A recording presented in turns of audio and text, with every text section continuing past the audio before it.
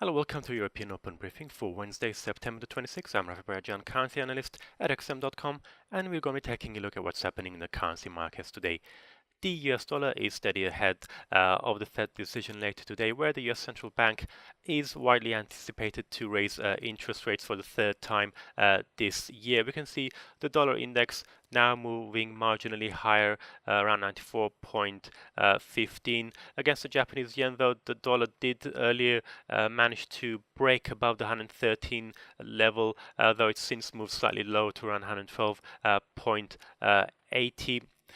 We do have slight improvement in risk appetite this morning. We saw big gains in Asian markets, but if you look at European indices, they're mostly in negative territory. Looking at European currencies, the euro has retreated from above the $1.18 level after yesterday the ECB's chief economist played down Mario Draghi's hawkish remarks a day earlier. But we also have some concerns about the Italian budget that's due to be unveiled tomorrow. Sterling is also weaker against the US dollar. It was lifted yesterday from hawkish remarks by a Bank of England policy maker, though there were then some reports as well that showed that the EU does not want frictionless trade with the UK, so that's somewhat weighing on sterling. If you look at the Aussie and the Kiwi, both are marginally higher against their US counterpart. The Kiwi got a lift earlier today from big bounce in business confidence in New Zealand in September, having fallen to 10-year low in August. So that also somewhat boosted the Aussie a little bit, which is currently trading around 0.7253. The loonie, though, isn't faring as well. It's looking less and less likely that there will be an agreement on NAFTA by the October 1st deadline.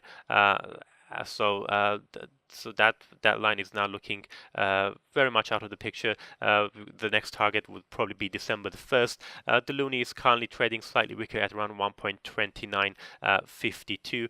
Having a look at commodities, oil prices are slightly weaker, having made fresh highs yesterday.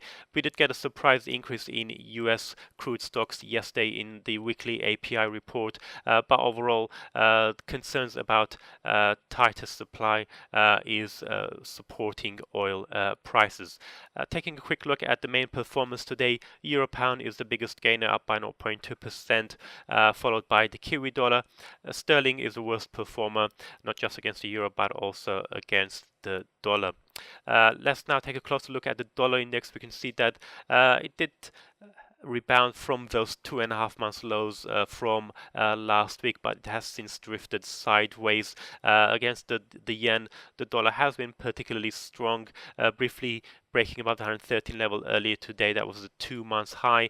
So the dollar is being supported by higher US Treasury yields. The 10-year yield yesterday hit 3.113%. We also have the expectations of more rate hikes by the Fed. A rate hike later today is almost guaranteed, and markets are also pricing in more than 80% chance of a rate hike in December. Plus, we're still getting more strong data out of the US. The US Consumer Confidence Index jumped to a fresh 18-year high in September. Those numbers were released yesterday. Trade will be in focus this week. The Japanese Prime Minister and the US President Donald Trump will be holding a special summit, and they're expected to reach an agreement on how to improve bilateral trade between the two nations. So that might contribute to the somewhat positive sentiment there is in the market at the moment. In contrast, though, there's not likely to be much progress between the US and China trade negotiations anytime soon.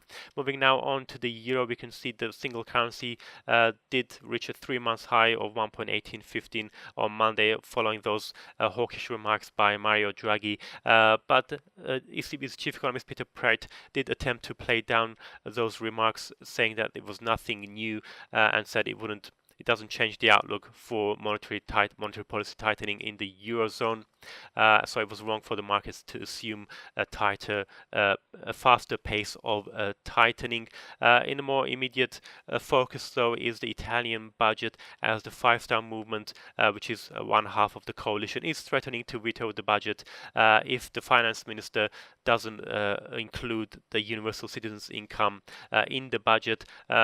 Doing so would mean pushing the budget deficit above the 2% of GDP level, and that would raise fresh concerns about Italy's debt burden, and we could see Italian bond yields spiking after that. That could be potentially negative for the euro, but for the moment it's holding fairly steady around 1.1770.